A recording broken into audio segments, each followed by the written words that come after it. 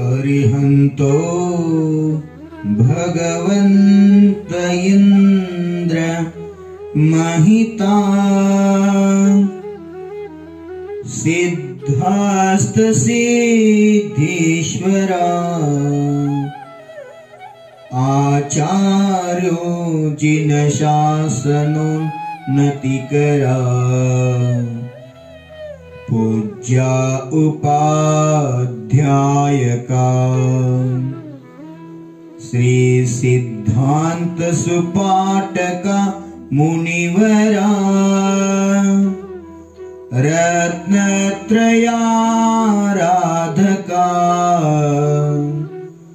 पंचैते परमेष्टिनं प्रतिदिनं कुर्वन्तु ते मंगलम् कुर्वन्तु नो मंगलम् कुर्वन्तु सन्मंगलम् शांति सागर विश्ववन्द्य श्रमणम् विद्यासागर विश्ववन्द्य श्रमणम् भक्त्या सदा संस्तुवे सर्वोच्चं यमिनं विनम्य परमम् सर्वार्थसिद्धिप्रदम् ज्ञान ध्यान तपो विरक्त मुनिपम् विश्वस्य विश्वाश्रयम् साकारं श्रमणं विशाल हृदयम् सत्यं शिवं सुंदरम् श्रद्धा गुरु वंदनम् शिक्षा गुरु वंदनम् दीक्षा गुरु वंदनम्। जय बोले पंच परमेष्ठी भगवान की, पर्वराज पर्युषण महापर्व की, उत्तम तपोधर्म की।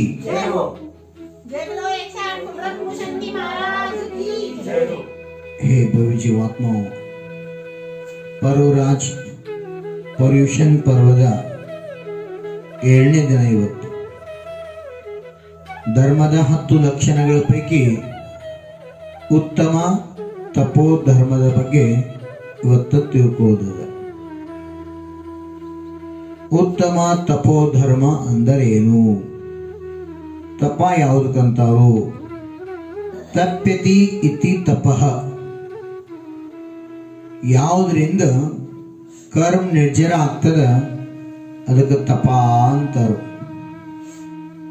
ಕರ್ಮ ನಿರ್ಜರಿಗೆ ಕಾರಣ ಇರ್ತಕ್ಕಂಥದ್ದೇ ತಪ। ತಪದಲ್ಲಿ 2 ಭೇದ, ಒಂದು ಬಹಿರಂಗ ತಪ, ಮತ್ತೊಂದು ಅಂತರಂಗ ತಪ। ಮುಖ್ಯವಾಗಿ 12 ಭೇದಗಳು, ಬಹಿರಂಗ 6 ತಪ, ಅಂತರಂಗ 6 ತಪ, 12 ವಿಧದ ತಪಗಳು। ಬಾಹ್ಯ ತಪ ಮತ್ತು ಅಂತರಂಗ ತಪ 2 ತಪದ ಅವಶ್ಯಕತೆ ಅದ। रोटी पकती है तपने के बाद, रोटी पकती है तपने के बाद, सोना चमकता है तपने के बाद, सोना चमकता है तपने के बाद, हीरा चमकता है घिसने के बाद, हीरा चमकता है घिसने के बाद, मेहंदी रंग लाते हैं पिसने के बाद और सूख जाने के बाद। जीवन में रंग लाता है उत्तम संस्कारों के बाद। एक भक्त जीवात्माओं, ರೊಟ್ಟಿ ಬೇಯಬೇಕಾದ್ರ ರೊಟ್ಟಿ ಶುದ್ಧ ಆಗಬೇಕಾದ ಅಗ್ನಿ ಸಂಸ್ಕಾರ ಆದಾಗ ರೊಟ್ಟಿ ಶುದ್ಧ ಆಗ್ತದೆ। ಬಂಗಾರ ಶುದ್ಧ ಆಗಬೇಕಾದ್ರೆ, ಬಂಗಾರಕ್ಕೆ ಕಾಂತಿ ಬರಬೇಕಾದ್ರೆ अग्नि संस्कार ಕೊಟ್ಟಾಗ ಬಂಗಾರಕ ಕಾಂತಿ ಬರ್ತದೆ। ಹೀರಾ ಅಂದ್ರ ಮೋತಿ, ಅನಮೋಲವಾದಂತ ಮೋತಿ ಡೈಮಂಡ್ ಅಂತೀವಿ. ಅದಕ್ಕೆ ಯಾವಾಗ ಹೊಳಪು ಬರ್ತದೆ ಅಂದ್ರೆ ಎಷ್ಟು ನಾವು ತಿಕ್ತೀವಿ ಅಷ್ಟು ಹೊಳಪು ಬರ್ತದೆ. मेहंदी रंग लाते हैं पिसने के बाद सुख जाने के बाद. ಮದರಂಗಿ ಎಷ್ಟು ನುಣ್ಣಗಾಗಿ ಅದನ್ನ ಹಚ್ಕೊಂಡು ಆರಿದ ನಂತರ ಅದ್ರದ್ದು ಏನಾಗತಿ ಕಲರ್ ಬರ್ತತಿ. ಹಂಗ ಮಾನವ ಜೀವನ ಯಾವಾಗ ಆದರ್ಶ ಆಗ್ತತಿ ಅಂತ ಕೇಳಿದ್ರೆ ಒಳ್ಳೆಯ ಸಂಸ್ಕಾರವನ್ನ ಪಡೆದಾಗ. ಇವತ್ತು ಉತ್ತಮ ತಪೋಧರ್ಮ ತಪ ಮಾಡಬೇಕು. ಯಾವುದಕ್ಕೋಸ್ಕರ ಅಂತ ಕೇಳು. ತಪಸ ನಿರ್ಜರಾಚ. ಆಚಾರ್ಯ ಗುರುತು ಪಿಚ್ಚಿ ಉಮಾಸ್ವಾಮಿ ತತ್ವಸೂತ್ರ ಮಹಾಗ್ರಂಥದಲ್ಲಿ ಹೇಳ್ತಾರೋ ತಪಸ ನಿರ್ಜರಾಚ. ತಪಸ್ಸು ನಿರ್ಜರಿಗೆ ಕಾರಣವಾಗಿದೆ. ನಿರ್ಜರಾದ ಮುಂದಿನ ತತ್ವನ ಮೋಕ್ಷ. ಜೀವ ಅಜೀವ ಆಶ್ರವ ಬಂಧ ಸಂಹರ ನಿರ್ಜರ ಮೋಕ್ಷ. ಈ ಜೀವಾತ್ಮ ಮೋಕ್ಷ ತತ್ವ ಪ್ರಾಪ್ತಿ ಮಾಡ್ಕೋಬೇಕಾಗಿತ್ತಂದ್ರ ನಿರ್ಜರ ಅವಶ್ಯಕತೆ. ಸಕಾಮ ನಿರ್ಜರ ಮತ್ತು ಅಕಾಮ ನಿರ್ಜರ. ಕರ್ಮ ನಿರ್ಜರ ಮಾಡಿದಾಗ ಈ ಜೀವಾತ್ಮನಿಗೆ ಮೋಕ್ಷ ಪ್ರಾಪ್ತಿ ಆಗ್ಲಿಕ್ಕೆ ಸಾಧ್ಯದ. ಕರ್ಮ ನಿರ್ಜರ ಆಗ್ಬೇಕಾದ್ರೆ ಅದಕ್ಕೆ ಕಾರಣ ತಪೋಧರ್ಮ. ತಪ ಮಾಡಬೇಕು. ಒಂದ್ಸಲ ಆತ್ಮ ಪರಿಶುದ್ಧ ಪರಮಾತ್ಮ ಆತ್ಮ ಅಂತಂದ್ರ ಹೊಳ್ಳಿ ಸಂಸಾರದ ಪರಿಭ್ರಮಣ ಮಾಡೋದಿಲ್ಲ.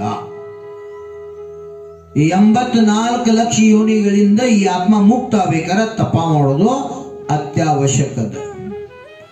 ಬಹಿರಂಗ ತಪ ಯಾಕೆ ಅವಶ್ಯಕದ, ಅಂತರಂಗ ತಪ ಯಾಕೆ ಅವಶ್ಯಕದ? 2 ಪ್ರಕಾರ ತಪ, 2 ಮಾಡಲೇಬೇಕು. ಬಹಿರಂಗ ತಪ ಉದಾಹರಣ, ಹಾಲು ಕಾಸ್ಬೇಕಾದ್ರ ಮೊದಲು ಪಾತ್ರ ಕಾಯ್ತಿದ್ದೇನು ಹಾಲು ಕಾಯ್ತೋ? ಹಾಲ ಪಾತ್ರನೇ ಹಾಕಿ ಒಲಿ ಇಡ್ತೀರಿ. ಮೊದಲು ಪಾತ್ರ ಕಾದ ನಂತರ ಹಾಲು ಕಾಯ್ತು. ಹಂಗ ಬಾಹ್ಯ ತಪದಿಂದ ಅಂತರಂಗ ತಪದ ಕಡೆ. ಬಾಹ್ಯ ತಪ ಅಂದ್ರ ಪಾತ್ರ, ಅಂತರಂಗ ತಪ ಅಂದ್ರ ಹಾಲ. ಪಾತ್ರ ಕಾದಂಗ ಬಾಹ್ಯ ತಪ, ಹಾಲು ಕಾದಂಗ ಅಂತರಂಗ ತಪ. ಒಂದಕ್ಕೊಂದು ಪೂರಕ ಅದಾವ. ಬರೇ ಭೋಗಾನಿ ಕಾಲೇ ಇಟ್ಟು ಒಲಿ ಮ್ಯಾಗ ಇಟ್ಟು ಕಾಯಿಸಿದ ಏನ್ ಫೈದ? ಹಂಗ ಉಪವಾಸ ಎಲ್ಲಾ ಮಾಡ್ತೀವಿ, ಕರೆ ಆತ್ಮ ಕಲ್ಯಾಣದ ಲಕ್ಷಣ ಇರ್ಲಿಕ್ಕಂದ್ರ ಉಪವಾಸ ವ್ಯರ್ಥದ. ಹಾಲ ಹಾಕಿ ಕಾಯಿಸಿದಾಗ ಹೆಂಗ ಹಾಲು ಕಾದ ಅದನ್ನ ಮುಂದಿನ ಕ್ರಿಯಾ ಮಾಡಕ್ ಸಾಧ್ಯದ, ಹಂಗ ಆತ್ಮ ಕಲ್ಯಾಣಕ್ಕಾಗಿ ತಪ ಮಾಡ್ಬೇಕು. ಕೂತಪ ಮತ್ತು ಸುತಪ ಅಂತ. ಕೂತಪ ಸಂಸಾರ ಪರಿಭ್ರಮಣಕ್ಕೆ ಕಾರಣದ, ಸುತಪ ಆತ್ಮ ಕಲ್ಯಾಣಕ್ಕೆ ಕಾರಣದ. ತಪ ಆತ್ಮ ಕಲ್ಯಾಣ ಉದ್ದೇಶ ಇಟ್ಕೊಂಡು ಮಾಡ್ಬೇಕು. ಒಮ್ಮೆ ರಾಮ, ಲಕ್ಷ್ಮಣ, ಸೀತಾಮಯ್ಯ 3 ಸೇರಿ ವನವಾಸದಾಗ ಹೊಂಟಿದ್ರು. ಒಂದು ಸರೋವರದ ತಟದಲ್ಲಿ ರಸ್ತೆಯಲ್ಲಿ ಹೋಗ್ತಕ್ಕಂಥ ಸಂದರ್ಭದಾಗ ಸಹಜ ಲಖನ್ನ ದೃಷ್ಟಿ ಆ ಸರೋವರದಲ್ಲಿರ್ತಕ್ಕಂಥ ಒಂದು ಪಕ್ಷಿ ಕಡೆ ಹೋಗ್ತದ. ಬಗಳ ಅಂತಾರಲ್ಲ ಏನದು, ಬದಕ್ ಪಕ್ಷಿ ಕಡೆ ಹೋಯ್ತು. ಸಾಮಾನ್ಯ ಭಾಷೆ ನೀರುಗಳೇನ್ರಿ ಲಕ್ಷ ಹೋಯ್ತು. ಅವಾಗ ಲಕ್ಷ್ಮಣ ಅಂತಾನ ರಾಮನಿಗೆ, ಭಯ್ಯ ಭಯ್ಯ ಭಯ್ಯ उधर देखो, ओ पक्षी कितने अच्छे ध्यान कर रहे हैं, कितने ढंग से ध्यान कर रहे हैं. ಏನಂತ ಹೇಳು, ಅನ್ನ ಅನ್ನ ನೋಡಲಿ ಆ ಪಕ್ಷಿ ಎಷ್ಟು ಚಂದ ಧ್ಯಾನ ಮಾಡಕತ್ತೈತಿ, ಒಂಟಿ ಕಾಲಿನಲ್ಲಿ ನಿಂತತಿ ಅಂತ ಲಕ್ಷ್ಮಣ ರಾಮನಿಗೆ ಹೇಳಿದ. ರಾಮ ನೋಡಿ ನಕ್ಕ. ಲಕ್ಷ್ಮಣ್ ಥೋಡಾ ರೊಕ್ಕೋ, ಸ್ವಲ್ಪ ನಿಲ್ಲೋ, ಅದು ಯಾವ ಧ್ಯಾನ ಮಾಡಕತ್ತೈತಿ ಗೊತ್ತಾಕೈತಿ ನಿಂಗ ಅಂತ ಹೇಳಿ. ನಿಂತು 1 ನಿಮಿಷ ಆಗಿದ್ದಿಲ್ಲ ಅಷ್ಟ್ರಾಗ ಏನ್ ಮಾಡ್ತದೋ ಪಕ್ಷಿ ಪಟ್ನನ ನೀರ್ನಾಗ ಮೀನ ಹಿಡಿತು. ಧ್ಯಾನ ಮಾಡಕತ್ತೈತಿ. ಯಾವ ಧ್ಯಾನ? ಶಾಂತ ನಿತ್ತ ಮೀನ ಹಿಡಿಬೇಕಂತ ಮಾಡಿದ. ಅದಕ್ಕೆ ಬಕತ್ ಧ್ಯಾನ ಅಂತ. ಯಾವ ಧ್ಯಾನ? ಬಕತ್ ಧ್ಯಾನ. ಅದು ಪಾಪಕ್ಕೆ ಕಾರಣ. ಕಾಕತ್ ಧ್ಯಾನ ಕೆಲವೊಂದು ಧ್ಯಾನ ಮಾಡ್ತಾರ ನೋಡ್ಬೇಕು. ಕೂತಿರ್ತಾರ ಗಪ್.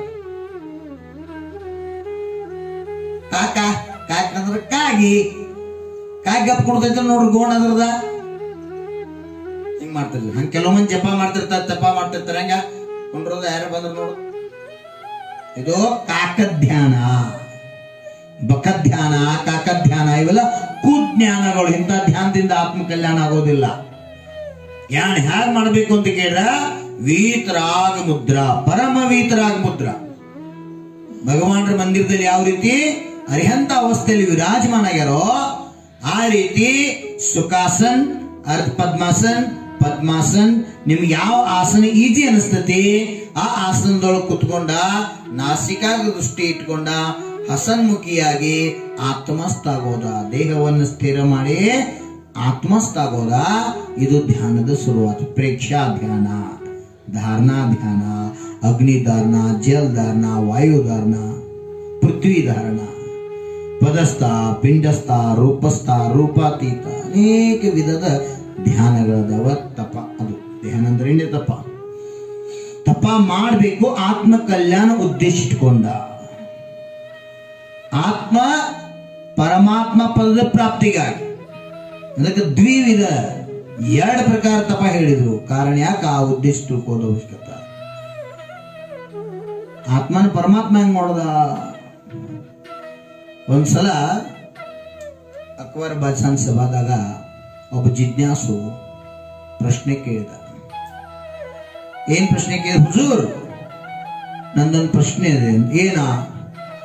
ದೇವರದಾನೋ ಇಲ್ಲೋ? ಇದ್ರ ಅವ ಎಲ್ಲದಾನೋ? ಇದ್ರ ದೇವ ಎಲ್ಲದಾನ? ಅವನು ಹೆಂಗ ಪ್ರಕಟ ಮಾಡ್ಕೋದು, ಅವನ ಪ್ರಾಪ್ತಿ ಹೆಂಗ್ ಮಾಡ್ಕೋದು ಅಂತ ಪ್ರಶ್ನೆ ಕೇಳಿದ. ಒಂದು ಪ್ರಶ್ನೆ, ಎಷ್ಟು ಪ್ರಶ್ನೆ ಅದಾವ? 3. ಒಂದೇದೇನೋ, ದೇವನಿದ್ದಾನೆಯೋ ಇಲ್ಲವೋ, ದೇವರು ಅದಾರೋ ಇಲ್ಲೋ ಪ್ರಶ್ನೆ. ಒಂದ್ ವೇಳೆ ಅದಾರ ಅಂದ್ರೆ ಎಲ್ಲದಾರು?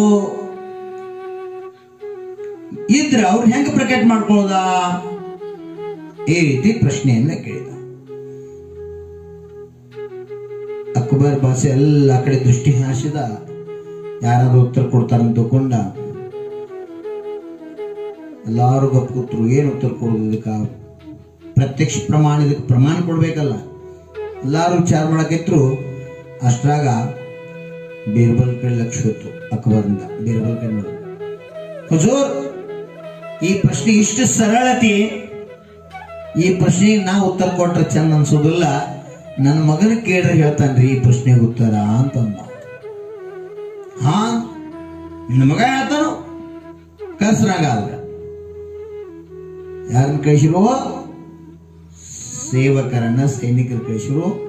ಅವ್ನು ಗೋಟಿ ಆಡ್ಕೊಂಡು ಕೂತಿದ್ದ. ನಾವು ಬೀರ್ಬಲ್ ಮಗ, ಏ ಬಾ, ನಿಂಗೆ ಹುಜೂರ್ ರಾಜ ಕರೆಯತ್ತಾರು ಬಾ ಅಂತ. ನಾ ಬರೋಲ್ಲ, ನಾ ಗೋಟಿ ಆಡೋದೇನು ಎಲ್ಲ ನಿಮ್ಮ ಅಪ್ಪರದವರು ಏನೋ ನಿನ್ನ ಪ್ರಶ್ನೆ ಕೇಳಿದವ್ರತ ಬಾ ಅಂತ. ಆಯ್ತು, ಮಗು ಬಂತು. ಅಕ್ಬರ್ ಬಾದ್ಶಾ ಕೇಳ್ತಾರು, ಪ್ರಶ್ನೆದ ಉತ್ತರ ಕೊಡ್ಬೇಕು ಮಗು ಅಂತ. ದೇವರದಾನೋ ಇಲ್ಲೋ? ಅವಾಗ ಮಗು ಅಂತದ, ಅಲ್ರಿ ಇಂಥ ರಾಜಮಂತಂದಾಗ ವ್ಯವಹಾರ ನಾಲೆಜ್ ಇಲ್ಲ, ನಿಮ್ಗೆ ವ್ಯವಹಾರ ಜ್ಞಾನ ಇಲ್ಲ. ಅತಿಥಿಯಾಗಿ ನನ್ನ ಕರ್ಸೇರಿ, ಮತ್ ಹಂಗ ಕೇಳ್ತಿರಲ್ಲ, ಕುಂಡ್ರಾಕ್ ಮೊದ್ಲೊಂದು ಆಸನ ಕೊಡ್ರಿ. ಬಂದವ್ರಿಗೆ ಬೇರೆ ಅನ್ಬೇಕು, ಕೈಕಾಲ್ ತಕ್ಕೋರ್ ಅನ್ಬೇಕು, ಕುಂಡ್ರ ಅನ್ಬೇಕು. ನಿಮ್ಗೇನ್ ನೀತಿ ರಿವಾಜ ಏನಿಲ್ಲನೋ? ಯಾರೋ ಬೀರ್ಬಲ್ ಮಗ ಕೇಳ್ತಾನೆ, ಓಹೋ, ಹಾ ಮಂತ್ರಿಗಳೇ, ಆ ಮಗುವಿಗೆ ಆಸನದ ವ್ಯವಸ್ಥೆ ಮಾಡ್ರಿ. ವ್ಯವಸ್ಥೆ ಪ್ರಶ್ನೆ ಮೊದ್ಲು ಏನ್ ಕೇಳ್ರಿ, ಕುಡಿತೀವಿ, ತಿನ್ನಕ್ಕೆ ಏನಾರ ಕೊಡ್ರಿ, ವ್ಯವಹಾರ ಮಾಡ್ರಿ ಅಂತ. ಮಗು, ಏನ್ ಬೇಕು ನಿಂಗ? ತಮ್ಮ ಪಾನೀಯ ಬೇಕು? ಏನ್ ಬೇಕು?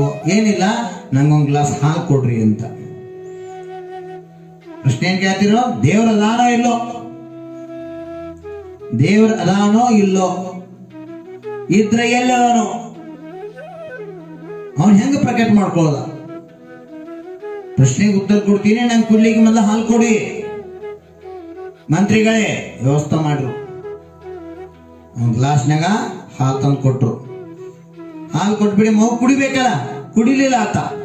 ಆ ಹಾಲ್ನ ಇಲಿಕ್ಕೆ ಯಾಕೆ ಹಿಂಗ ಹಿಂಗ ನೋಡಕೈತ, ಬಟ್ ಆಟ ಹಿಂಗ್ ಕೈಲಿ ತಿರ್ಸಕೈತ. ಎಲ್ಲರೂ ನಗಾಕೈತ್ರು. ಯಾಕ ಎಷ್ಟು ಹುಚ್ಚುತ್ತಿದ್ರು. ಹಾಲು ಕುಡಿದ್ ಬಿಟ್ಟ ಹಾಲಿನ ಬಟ್ಟಕ್ಕೆ ಏನ್ ಹುಡ್ಕ್ಯಾಡತೈತಿ ಮಗು ಅಂತ. ಸ್ವತಃ ರಾಜ ಕೇಳ್ತಾರ, ಮಗು ಏನ್ ಹುಡುಕ್ತಾ ಇದ್ದೀಯ?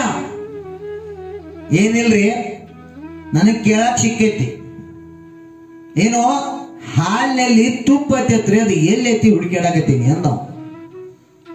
ಬಿರ್ಬಲ್ ಮಗ, ಹಾಲಿನೊಳಗ ತುಪ್ಪ ಐತೈತ್ರಿ, ಮತ್ತದು ಎಲ್ಲೈತಿ ಹುಡುಕ್ಯಾಡಕತ್ತೀನಿ ಅಂತಂದ. ಅವಾಗ ಅಕ್ಬರ ಬಾದ್ಶಾ ಅಂತಾನೆ, ಹಾಲಿನ ತುಪ್ಪ ಇದ್ದದ ಕರೆ, ಆದ್ರ ಅದ ಬಟ್ ಹಾಕಿ ಹುಡುಕ್ಯಾಡಿ ಸಿಗುದಿಲ್ಲ ಅಂತ ಹೇಳ್ರು. ಅವ ಮಗು ಕೇಳ್ತದ, ಹಾಲಿನ ತುಪ್ಪ ಐತ್ರಿ? ಐತಿ. ಹಾಗಾದ್ರ ಅದನ್ನ ಹೆಂಗ್ ತೆಗಿಬೇಕ್ರಿ ಅಂತ ಕೇಳ್ತು ಮಗು. ಏನೋ ಹಾಲು ಕಾಸ್ಬೇಕು, ಹೆಪ್ಪ ಹಾಕ್ಬೇಕು, ಮೊಸರಾದ ನಂತರ ಮಂಥನ ಮಾಡ್ಬೇಕು, ಮಜ್ಗಿ ಮುಖಾಂತರ ಬಂದಂತ ಬೆನ್ನಿ ತೆಗಿಬೇಕು, ಬೆನ್ನಿಯನ್ನು ಕಾಸಿದಾಗ ತುಪ್ಪ ಆಗ್ತದ. ಇದು ಗೊತ್ತಿಲ್ಲ ನೀನು? ಬಹಳ ಶಾನೆ ತಿಳ್ಕೊಂಡಿಲ್ಲ ನಾನು, ನಿಮ್ಮಪ್ಪ ಬಾಳ ಹೇಳ್ತಿದ್ ನೀನ್ ಬದ್ದಲ್ಲ. ಹಾ ಹೇಳಿದ್ರ ರಾಜನ್, ಕರೆ ಕರೆ ಕರೆ ಏನ್ರಿ? ಹಾಲು ಕಾಸ್ಬೇಕು, ಹಾಲು ಕೆನಿ ಬರುವವರೆಗೆ ಕಾಸ್ಬೇಕು. ಅದು ಕಿಚ್ಚ ಮ್ಯಾಗಿಟ್ಟು ಕಾಸಿರ ದಿಪ್ಪ ಕೆನಿ ಬರ್ತದ. ಕಾಸಿದ ನಂತರ ಕಡಕಾದಂತ ಹಾಲ್ನಾಗ ನಾವು ಹೆಪ್ಪ ಹಾಕಿದ್ರೆ ಹೆಪ್ಪ ಹಾಕ್ತಿದ್ದೇನೋ ಇಲ್ಲ. ಇದೇನ್ ಮಾಡ್ಬೇಕು? ಫ್ರಿಜ್ಗೆ ತಣ್ಣಗೆ ಮಾಡ್ಬೇಕು. ತಣ್ಣಗೆ ಮಾಡಿದ್ರೆ ಹೆಪ್ಪಾಗೋದಿಲ್ಲ. ಅವಾಗೇನ್ ಮಾಡ್ಬೇಕು? ಮಧ್ಯಮ ಉಗುರು ಬೆಚ್ಚಗಂತಿರ್ಲಿಲ್ಲ, ಉಗುರು ಬೆಚ್ಚಗ ಹಾಲು ಆದ ನಂತರ ಅದರಾಗಿ ಹೆಪ್ಪ ಹಾಕಿ ಅರಿವಿ ಕಟ್ಟಿ ಮುಚ್ಚಿಡ್ಬೇಕು. ಮಿನಿಮಮ್ 6 ತಾಸು. 6 ತಾಸದ್ ನಾವು ಸ್ಥಿರವಾಗಿ ಇಟ್ರೆ ಏನಾಗ್ತತಿ? ಹೆಪ್ಪಾಕತಿರ್ಲಿಕ್ಕ ಲುಲು ಲುಲು ಲುಲು ಅಳಗಾಡ್ಸಿದ್ರೆ ಅದೇನು ಹೆಪ್ಪಾಗೋದಿಲ್ಲ. ಗಪ್ ಇಡಬೇಕು. ಹೆಪ್ಪಾಕಿ ಏನ್ ಮಾಡ್ಬೇಕು? ಗಪ್ ಇಡಬೇಕು, ಸ್ಥಿರ ಇಡಬೇಕು. 6 ತಾಸ ನಂತರ ಬಿಚ್ಚಿ ನೋಡಿದ ಮೊಸರು ಆಗ್ತದ. ಆ ಮೊಸರಿನ ಕಡಗೋಲಿನಿಂದ ಕಡದ್ರ ಮೊಸರು ಪರೆ ಹೋಗಿ ಮಜ್ಜಿಗೆ ಪರೆ ಬರ್ತದ. ಮಜ್ಜಿಗೆ ಒಳಗ ಮ್ಯಾಲ ತೇರ್ ಬರ್ತದ, ಬೆಣ್ಣೆ ಬರ್ತದ. ಬಾಳ ಬರ್ಲಿ ತಿಳ್ಕೊಂಡ್ ಸಂಜೆ ತಕ್ಕ ಕಡದ್ರ ಬಂದ ಸಹಿತ ಗರಿಗೆ ಹೋಗಿ ಬಿಡ್ತದ. ಅದಕ್ಕ ಮರ್ಯಾದೆ ಒಳಗೆ ಕಡದ ಬೆಣ್ಣಿ ತಕೊಂಡ ಬೆಣ್ಣಿ ಕಾಸಿರ ತುಪ್ಪ ಆಗ್ತದ. ಓಹೋ, ಎಷ್ಟ್ ಚಂದ ಹೇಳ್ರಿ ರಾಜನ್. ಹಿಂಗ ನೋಡ್ರಿ, ಹಿಂಗ ಪರಮಾತ್ಮ. ನಿಮ್ ಪ್ರಶ್ನೆ ಏನು? ಪರಮಾತ್ಮ ಅದಾನೋ ಇಲ್ಲೋ? ಪ್ರಶ್ನೆ ಏನೋ ಪರಮಾತ್ಮ ಅದಾನೋ ಇಲ್ಲೋ? ಇದ್ರೆ ಎಲ್ಲಿದಾನೋ? ಅವನ್ ಹೆಂಗ ಪ್ರಕಟ ಮಾಡೋ ಪ್ರಶ್ನೆ ಅದಲ್ಲ, ಇಲ್ಲೇ ಉತ್ತರ ಅದಲ್ರಿ. ಹಾಲ್ನಾಗ ತುಪ್ಪ ಐತಿಲ್ರಿ?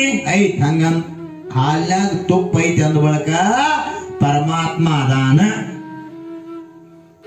ಇದನ್ನೇ ಹೇಳಿ ನಮ್ಮ ಆಚಾರ್ಯ ಪೂಜ್ಯಪಾದರು, ಪಾಷಾಣೇಶು ಯಥಾ ಹೇಮಂ ದುಧ್ವ ಮಧ್ಯೆ ಯಥಾ ಘೃತಂ ತಿಲ ಮಧ್ಯೆ ಯಥಾ ತೈಲಂ ದೇಹ ಮಧ್ಯೆ ತಥಾ ಶಿವ. ಹಾಲಿನಲ್ಲಿ ಯಾವ ಪ್ರಕಾರ ತುಪ್ಪದ, ಎಳ್ಳಿನಲ್ಲಿ ಯಾವ ಪ್ರಕಾರ ಎಣ್ಣೆದ, ಕಲ್ಲಿನಲ್ಲಿ ಯಾವ ಪ್ರಕಾರ ಬಂಗಾರದ, ಹೂವಿನಲ್ಲಿ ಯಾವ ಪ್ರಕಾರ ಸುಗಂಧದ, ಸಕ್ಕರೆಯಲ್ಲಿ ಯಾವ ಪ್ರಕಾರ ಸಿಹಿ ಅದ, ಹಂಗ ನಮ್ಮೊಳಗ ಆತ್ಮ ಅದಾನ. ಆತ್ಮಾನ ಪರಮಾತ್ಮ ಅದನು. ಮಗು ಹೇಳಕೈತು, ಹಂಗ ಹಾಲಿನೊಳಗ ತುಪ್ಪ ಐತಿ, ಹಂಗ ನಿಮ್ಮೊಳಗ ಎಲ್ಲಾರ ಒಳಗ ಆತ್ಮ ಅದಾನೋ. ಆತ್ಮನ ಪ್ರಕಟ ಹೆಂಗ್ ಮಾಡ್ಕೋದ? ಆತ್ಮನ ಪ್ರಕಟ ಹೆಂಗ್ ಮಾಡ್ಕೋದ? ನೀವ ಹೇಳ್ರಲ್ರಿ.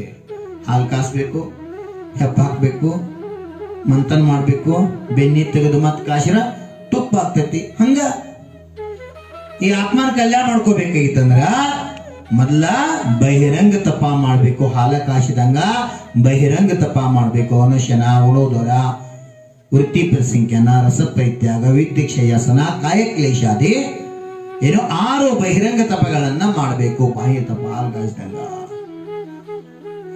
ನಂತರ ನೋಡ್ರಿ ಎಷ್ಟು ಸೂಕ್ಷ್ಮವಾಗಿ ಪದಸ್ಥ, ಪಿಂಡಸ್ಥ, ರೂಪಸ್ಥ, ರೂಪಾತೀತ. ಆಯಾ ಪದಗಳಲ್ಲಿ ಅರಿಹಂತ ಪದ, ಸಿದ್ಧ ಪದ, ಆಚಾರ್ಯ ಪದ, ಸಾಧು ಪದ, ಒಂದು ಪದ ಇಟ್ಕೊಂಡ ಆ ಪದಸ್ಥ ಧ್ಯಾನದಲ್ಲಿ ಏನಾಗಿ ಆ ಪರಮೇಷ್ಠಿ ಪದವೇ ನನ್ನ ಸ್ವರೂಪ, ನಾನೇ ಪರಮೇಷ್ಠಿ ಅಂತಕ್ಕಂಥ ಭಾವ ಇಟ್ಕೊಂಡ ಪದಸ್ಥ ಧ್ಯಾನ ಮಾಡ್ತಕ್ಕಂಥದ್ದು. ಪಿಂಡಸ್ಥನ ಪಿಂಡ ರೂಪದಾಗ ಆತ್ಮ ವಿರಾಜಮಾನದಾನ. ಯಾವ ಪ್ರಕಾರ ಪರಮಾತ್ಮನ ರೂಪದ ಅರಿಹಂತ ಅವಸ್ಥೆಯಲ್ಲಿ ಆ ಅವಸ್ಥೆನ ನನ್ನ ಆತ್ಮನ ಅವಸ್ಥೆ ಅಂತಕ್ಕಂಥ ರೂಪಸ್ಥದಲ್ಲಿ ನೋಡ್ತಕ್ಕಂಥದ್ದು. ರೂಪಾತೀತ ಶರೀರ ರಹಿತ ಪರಮಾತ್ಮ, ನಿಖಲ ಪರಮಾತ್ಮ, ಪರಿಶುದ್ಧ ಪರಮಾತ್ಮ, ಸ್ಫಟಿಕದಂತೆ ಪರಿಶುದ್ಧ ಇರ್ತಕ್ಕಂಥ ನಿರಾಕಾರ ನಿತ್ಯ ನಿರಂಜನ ವಿನಾಶಿ ರೂಪ ಆತ್ಮದರ್ಶನ ಮಾಡೋದು ರೂಪಾತೀತ ಧ್ಯಾನ. ಈ ರೀತಿ ಧ್ಯಾನದ ವಿಶುದ್ಧಿ ಹೋಗ್ತಾ ಹೋಗ್ತಾ ಇದ್ದಾಗ ಆತ್ಮ ಕರ್ಮ ನಿರ್ಜರ ಮಾಡ್ತಾನ. ಆ ಕರ್ಮ ನಿರ್ಜರೆಯಿಂದ ಆತ್ಮಗ ಮೋಕ್ಷ ಪದದ ಪ್ರಾಪ್ತಿ ಆಗಲಿಕ್ಕೆ ಸಾಧ್ಯದ.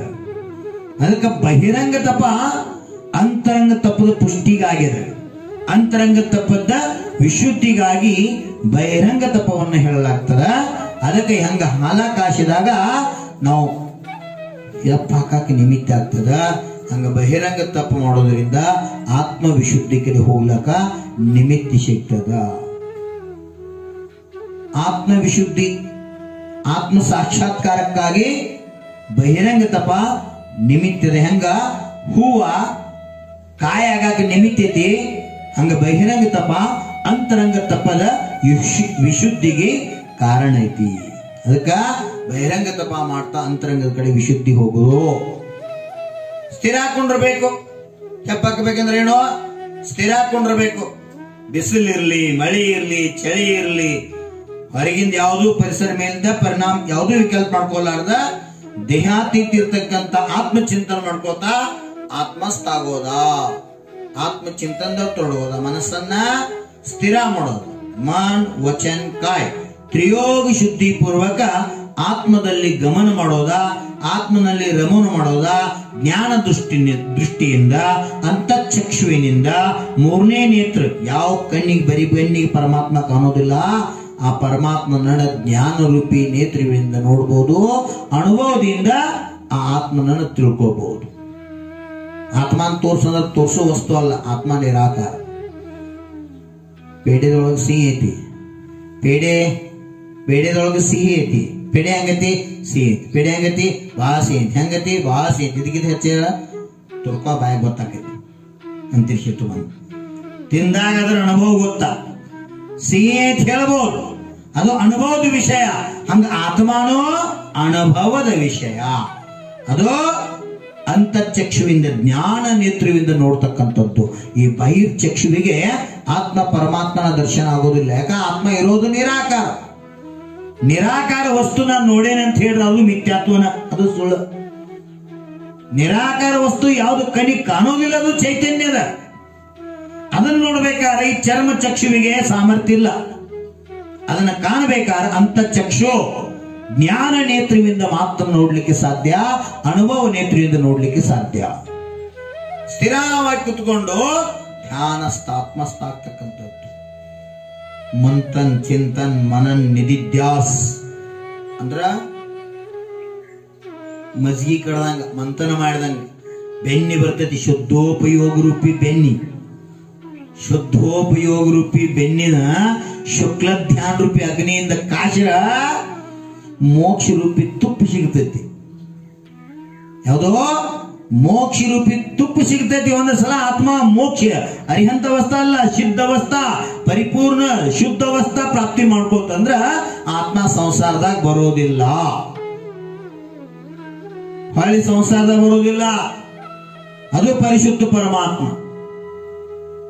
ನಮ್ಮ ಆತ್ಮ ಈಗ ಪರ್ಯಾಯದಾಗ ಅಶುದ್ಧದಾನ, ದ್ರವ್ಯದಿಂದ ಶುದ್ಧದಾನ.